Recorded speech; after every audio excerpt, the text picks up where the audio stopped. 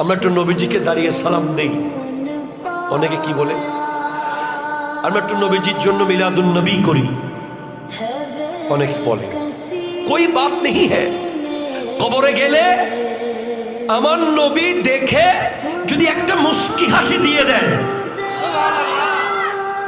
ভাবেন একটু ইমাজিনেশনে আনেন যে নবী আপনার দিকে তাকিয়ে একটা মুস্কি হাসি দিয়ে দিয়েছে,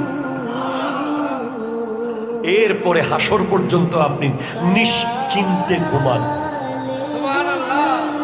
যদি কোনো কারণে নবী মুস্কি হাসি না দিয়ে মুখটা কালো করে, মনে রাখবেন বাবা রেগে গেলে মা এসে বোঝায়, চেয়ারম্যান রেগে গেলে ভাইস চেয়ারম্যান গিয়ে বুঝায়, প্রিন্সিপাল রেগে গেলে ভাইস প্রিন্সিপাল গিয়ে বুঝায়। আল্লাহ যদি রেগে যান কিয়ামতের মাঠে নবী গিয়ে বুঝাবেন।